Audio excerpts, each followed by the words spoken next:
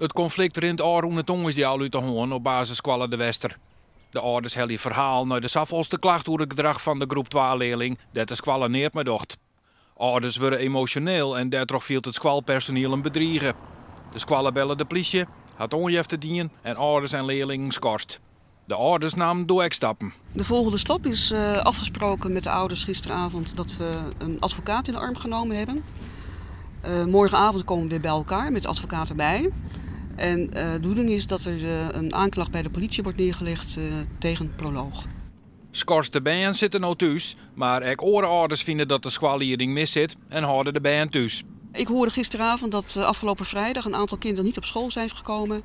En andere ouders, toen ze dingen hadden gehoord, onder andere de brief hadden gelezen die gestuurd was door Proloog, besloten om 12 uur een kind van school te halen, terwijl het pas om 2 uur uitging. En anderen die zeggen van deze week, dus vandaag, dat een kind niet komt. Op Squalle zijn ze door de situatie benauwd worden of oerstjoer. Ouders zijn heel ongerust ook, hebben te maken met kinderen die totaal niet begrijpen waarom ze opeens van school gehaald zijn. Die weten wel dat ze naar een andere school gaan, maar niet hoe en wat. Ze mogen geen slotfeest meemaken. Montejoen praten de ouders met haar een advocaat om te zien hoe stappen ze verder niet meer kunnen. Ik vind het een brevet van onvermogen van Proloog. En in casu ook de directie en ook de juffen en meesters van de Wester.